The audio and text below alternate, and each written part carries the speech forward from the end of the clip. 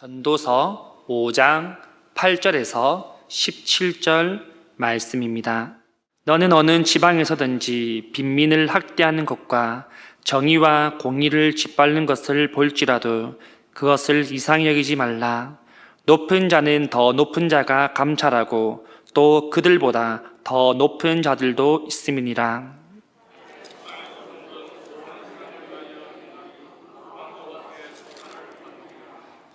은을 사랑하는 자는 은으로 만족하지 못하고 풍요를 사랑하는 자는 소득으로 만족하지 아니하나니 이것도 헛되도다.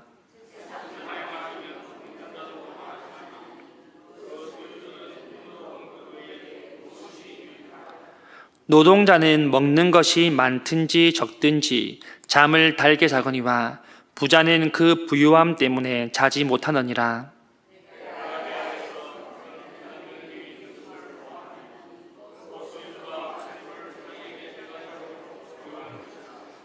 그 재물이 재난을 당할 때 없어지나니 비록 아들은 낳았으나 그 손에 아무것도 없느니라.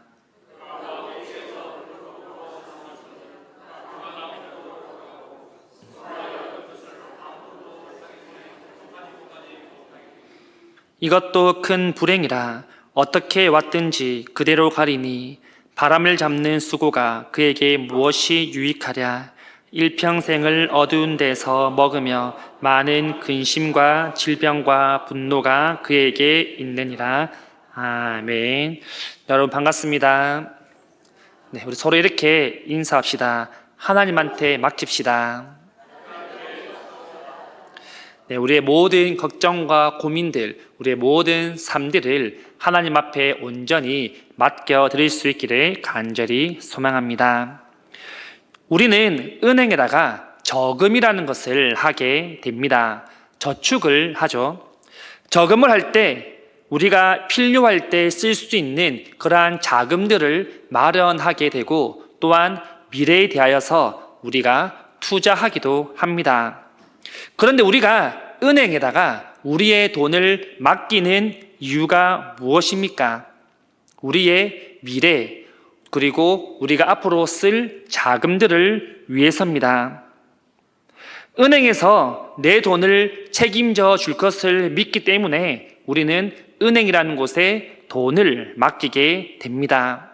이 은행이라는 곳이 안전할 것이라고 우리가 믿기 때문에 은행에다가 돈을 맡기게 되는 것이죠. 그렇다면 여러분 하나님께 무엇을 맡기고 계십니까? 이 세상 어떤 보안업체보다 더 안전하고 더 수익률도 크고 든든한 하나님께 여러분은 무엇을 맡기며 이 오늘 현재를 살아가고 계십니까? 맡기는 것에는 깊은 신뢰가 필요한 법이죠. 여러분 하나님을 깊이 신뢰하고 계십니까? 네, 그 무엇보다 우리의 환경과 우리의 삶을 책임져 주실 하나님만을 깊이 신뢰할 수 있기를 원합니다. 과거의 이 농경 사회를 보면요, 계급들이 있었음을 우리가 잘 알 수 있습니다. 계급이 있다는 것은 지배자와 피지배층이 있다는 것인데요, 이 지배자는 피지배자들에게 명령을 하게 됩니다. 일을 시키죠. 농사를 시켜서 그 몫을 지배자들이 가져가기도 합니다. 그러면 이 피지배자들은 힘이 없고 연약하고 가난하기 때문에 시키는 대로 할 수밖에 없는 그러한 불리한 구조였습니다. 그냥 뺏어가면 뺏기는 그러한 사회를 살았던 것이죠. 왜냐하면 그들에게는 힘이 없었기 때문입니다. 그럴수록 이 피지배자들을 보호하고 지켜야 되지만, 하지만 오히려 그들이 가난하고 연약하다는 이유로 나라로부터, 주민으로부터 또는 많은 사람으로부터 보호를 받지 못합니다. 본문에서 솔로몬은 어느 특정한 지역에서만 지금 이러한 일이 일어나고 있다라는 것을 우리에게 알려주기 위함이 아니라 이러한 일들은 어디서든지 볼 수 있음을 먼저 밝히고 있습니다. 8절에 보시면 우리가 이것을 잘못 이해하고 읽으면 오해할 수 있는 구절이 있는데요. 이 8절 중반절에 기록이 되어 있습니다. 빈민을 학대하는 것과 정의와 공의를 짓밟는 것을 볼지라도 그것을 이상히 여기지 말라. 자, 이 말이 여러분 무슨 말일까요? 어떤 사람이 지금 약한 사람을 괴롭히고 있습니다. 그 현장을 보게 된 것이죠. 그런데 그 사회에서는 이 지배자층과 피지배자층이 구분되어 있기 때문에 혹시 그런 광경을 보더라도 이상하게 여기지 말고 신경 쓰지 말라라고 지금 말하고 있을까요? 약육강식이기 때문에 그냥 약한 사람이 당하는 것은 지켜볼 수밖에 없다라고 그렇게 솔로몬이 말하고 싶은 걸까요? 과연 솔로몬은 이 8절 중반절에서 우리에게 어떤 말을 하고자 합니까? 본문에 기록된 이상히 여기지 말라라는 뜻을 살펴보니까요, 이 문장 그대로 당연하니까 이상하게 여기지 말라가 아니라 간담이 서늘하도록 놀라다라는 표현이었습니다. 이런 일을 보더라도 너무 놀라지 말라라고 솔로몬이 말하고 있는 것이죠. 그런데 이런 일을 보면 우리는 당연히 놀라게 되지 않겠습니까? 관심이 가죠. 그리고 화가 납니다. 그런데 솔로몬은 왜 또 놀라지 말라라고 말하고 있습니까? 8절 후반절에 이렇게 밝힙니다. 높은 자는 더 높은 자가 감찰하고 또 그들보다 더 높은 자들도 있음이러라. 본문에서 처음에 나온 이 높은 자는 악행을 행하는 관원을 의미합니다. 그리고 더 높은 자는 그들을 다스리는 왕을 의미합니다. 그리고 뒤에 있는 그들보다 더 높은 자들은 바로 하나님을 의미합니다. 이 8절 본문에서 감찰하다라는 단어가 있는데요. 이것은 돌보다 또는 보호하다라는 의미입니다. 다시 말해서 그들보다 더 큰 비교할 수 없는 하나님께서 낮은 자를, 연약한 자를 감찰하고 계시기 때문이다라고 솔로몬이 지금 말해주고 있습니다. 하나님께서 주의를 지켜보고 계십니다. 하나님께서 연약한 자들이 당하는 모든 아픔과 고통을 함께 지켜보고 있다라고 말씀합니다. 여러분, 이 말씀이 얼마나 우리에게 힘이 됩니까? 우리는 세상 사람들로부터 때로는 비교당할 수 있습니다. 억울함을 당할 수도 있죠. 어려움을 당할 때도 있지 않겠습니까? 마땅히 도움을 주어야 할 사람들이 팔짱을 끼고 그냥 쳐다보는 그러한 상황에 맞닥뜨릴 때도 있습니다. 도움의 손길을 내밀어도 아무도 잡아주지 않을 때도 경험하게 됩니다. 그런데 그런 모든 상황 속에서도 하나님께서는 주의를 기울여서 우리를 지켜보고 계신다라고 말씀합니다. 우리의 모든 삶을 감찰하고 계십니다. 우리의 억울함을 아시고 손 내밀어 주시며 정의와 공의로 갚아주시는 분이 바로 우리 하나님인 줄 믿습니다. 최종적인 심판은 사람에게 있는 것이 아니라 우리 하나님께 있습니다. 하나님 앞에 우리의 모든 연약함을 맡겨드릴 때 하나님께서 놀라운 일들로 우리에게 역사하실 줄 믿습니다. 본문 10절 이후로는 재물에 대한 이야기들을 하고 있는데요. 10절 말씀입니다. 은을 사랑하는 자는 은으로 만족하지 못하고 풍요를 사랑하는 자는 소득으로 만족하지 아니하나니 이것도 헛되도다. 여러분, 사람의 욕심에는 과연 한계라는 게 있을까요? 세상이 나날이 발전함에 따라 새로운 것들 또한 신기한 것들이 많이 만들어지거나 또는 등장하고 있습니다. 로봇들도 등장하고요. 인공지능인 AI가 요즘에는 대세를 이루고 있습니다. 예전에는 상상할 수 없었던 그런 편리함을 우리는 현재 살아가면서 누리고 있습니다. 우리는 휴대폰을 참 많이 쓰죠. 그런데 이 같은 휴대폰을 몇십 년 동안 쓰는 사람은 찾아보기가 힘듭니다. 젊은 층들은 보통 1, 2년에 한 번은 폰을 바꿉니다. 왜냐하면 그때마다 휴대폰에 새로운 기능이 오고 또 아름다운 예쁜 디자인들과 색상들이 나오기 때문입니다. 어른뿐 아니라 이 아이들의 욕심도 한계가 없음을 우리가 잘 알 수 있습니다. 요즘 SNS에 보니까 이런 내용으로 만든 재미있는 영상이 하나 있었는데요. 아빠와 어린 아들이 중국집을 시키게 됩니다. 아빠는 짜장면을, 그리고 어린 아들은 볶음밥을 시킵니다. 그리고 같이 먹을 탕수육을 함께 시키는데요.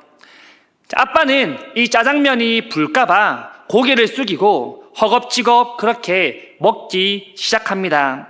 먹으면서 이 아들이 탕수육을 먹는 모습을 찔끔찔끔 보면서 흐뭇해합니다.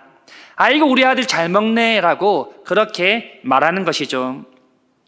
아이가 잘 먹는 모습만 봐도 아빠는 배가 부른 겁니다. 그러면서 계속해서 짜장면을 먹고 있는데 계속 먹다 보니까 이 아들의 볶음밥이 줄어들지 않다라는 것을 그때 아빠가 알게 됩니다. 평소에는 아들도 짜장면을 먹었는데 이 볶음밥을 시켜서 아이가 입맛이 없나라고 생각해서 고개를 드는 순간 이 아이의 젓가락은 탕수육만을 향해 있었던 것입니다. 어린애가 벌써 이 볶음밥을 먼저 먹으면 아빠한테 탕수육을 뺏긴다라는 것을 잘 알았기 때문에 어차피 볶음밥은 자기 거기 때문에 탕수육만을 그렇게 노렸다라는 그런 이야기들이 있습니다.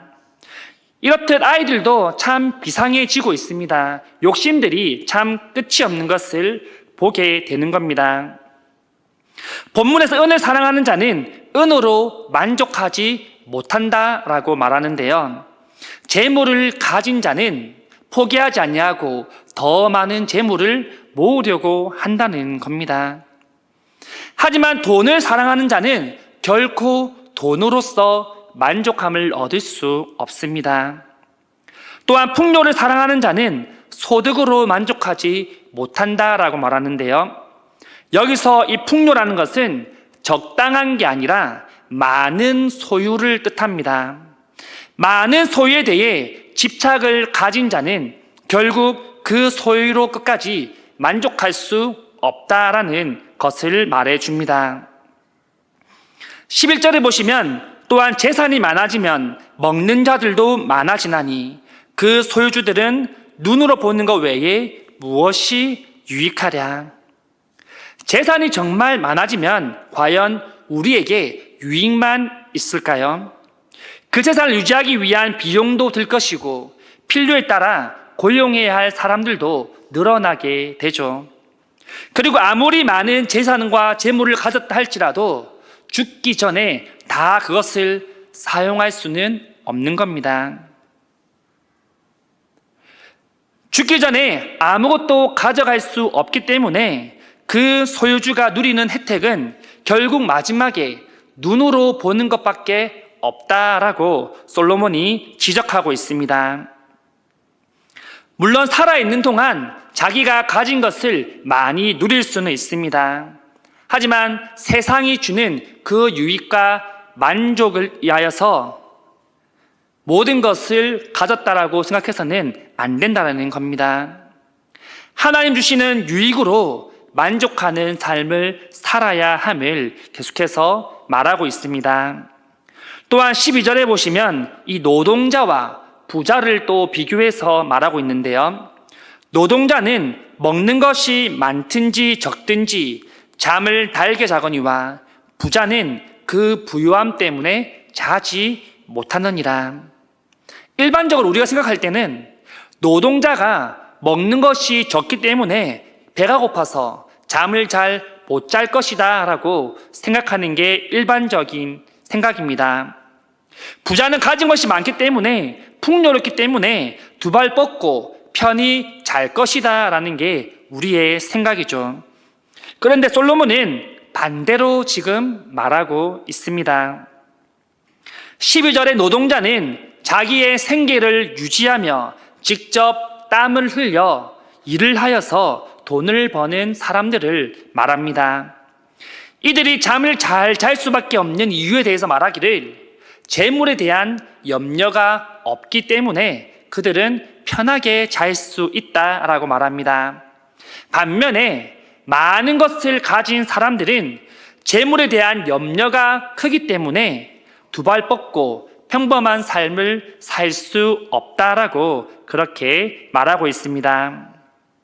부자와 평범한 삶을 비교했을 때 행복지수는 평범한 삶을 사는 사람들이 더 높게 나타납니다.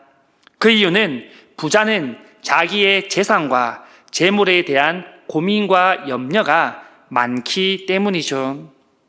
14절을 보시면 결국 그 재물이 재난을 당할 때 없어지나니 비록 아들을 낳았으나 그 손에 아무것도 없느니라. 본문은 부자가 평생 힘을 써서 돈을 모으고 지키려고 애썼지만 그 재물을 재난 당하게 될 때 그것은 아무것도 아니게 된다라는 것입니다. 그 모든 것을 잃게 되는 상황을 의미합니다. 아무리 돈을 많이 모으고 아무리 부자가 되었지만 그들은 결국 그것으로 만족할 수 없음을 말합니다. 여러분, 재물이라는 것은, 또한 돈이라는 것은 있다가도 없고 없다가도 있는 것이지 않겠습니까?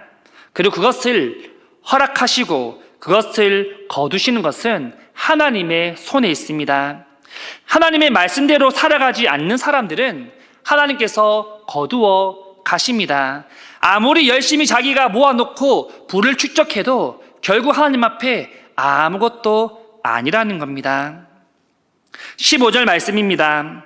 그가 모태에서 벌거벗고 나왔은즉 그가 나온 대로 돌아가고 수고하여 얻은 것을 아무것도 자기 손에 가지고 가지 못하리니.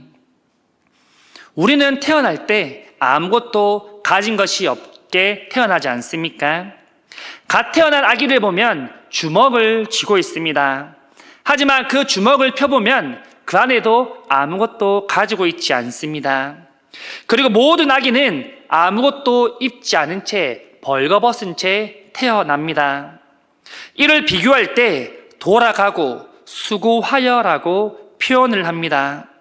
마지막 순간에 우리가 정말 가진 것이 많고 좋은 옷을 입고 있다 할지라도 우리는 처음 태어났을 때처럼 아무것도 가진 것이 없이 벌거벗은 채로 그렇게 제자리로 돌아가게 된다라는 겁니다.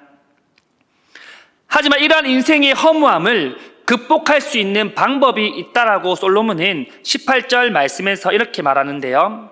사람이 하나님께서 그에게 주신 바 일평생에 먹고 마시며 해 아래 사는 모든 수고 중에서 낙을 보는 것이 선하고 아름다움을 내가 보았나니 그것이 그의 몫이로다.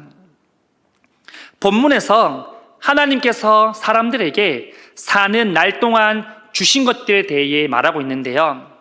우리의 노력이 아니라 하나님께서 주신 바 되었다라고 솔로몬은 분명히 말하고 있습니다.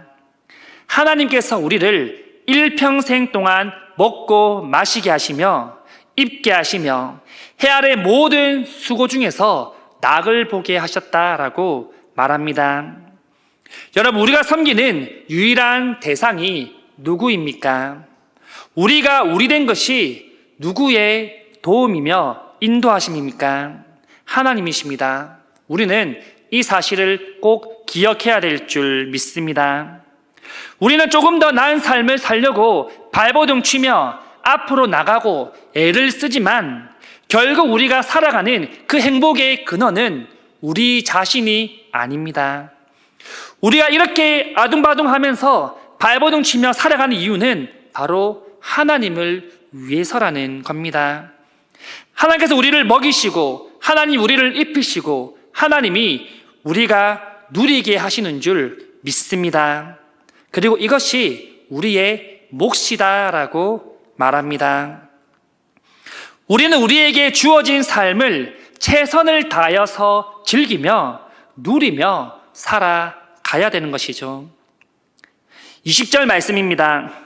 그는 자기 생명의 날을 깊이 생각하지 아니하리니 이는 하나님이 그의 마음에 기뻐하는 것으로 응답하시니라. 읽지 않은 20절 본문인데요.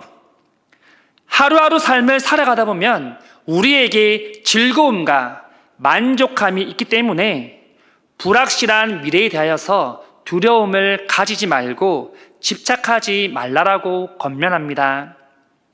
내일 일은 난 몰라요라는 찬양이 있습니다. 이 찬양 가사에 보면 내일 일은 알 수 없지만 하루하루 살아감을 고백합니다. 그 이유를 보니까 불행도 행복도 내 뜻대로 되지 않기 때문이라고 고백합니다. 여러분, 우리는 미래에 있을 일에 대해서 참 많이 고민하지 않습니까? 아직 일어나지 않은 일이지만 우리는 참 많이 고민하고 또 고민하게 됩니다. 하지만 그 미래의 일들은 우리가 고민한다고 해서 바꿀 수 있는 것들은 없습니다. 하나님의 뜻이라면 하나님께서 미래의 일들을 역전시켜 주실 줄 믿습니다. 우리는 그저 지금 주어진 우리의 삶에 만족하며 최선을 다하며 살아가야 합니다. 그것이 바로 우리의 몫입니다. 말씀을 맺겠습니다. 우리는 누군가에게 맡기는 것이 참 익숙하지 않죠. 내 할 일은 내가 스스로 하는 것을 좋아합니다. 누군가에게 부담될까봐 맡기는 것도 꺼려합니다. 우리의 고민과 염려를 누군가에게 털어놓는 것도 부끄럽게 생각합니다. 하지만 하나님은 염려와 모든 고민을 맡겨라고 말씀하십니다. 맡긴다는 것은 여러분 무엇을 뜻할까요? 의지한다는 겁니다. 믿는다는 겁니다. 하나님께서 도와주시고 책임질 테니까 맡겨라 라고 우리에게 말씀하고 있습니다. 하지만 사실 맡기는 과정, 이 맡기는 시작을 우리는 참 어려워합니다. 여러분, 하나님을 의지하며 살아갑시다. 하나님께 우리의 모든 삶을 전적으로 맡겨드립시다. 그리고 하나님만이 우리의 도움 되심을 우리는 고백합시다.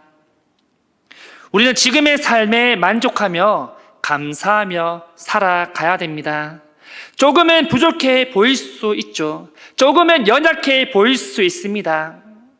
하지만 우리의 모든 삶을 회복시키시고 역전시키시는 하나님이 우리 옆에 있음을, 우리와 함께 하심을 기억하고 우리는 계속해서 살아나갈 수 있기를 간절히 소망합니다.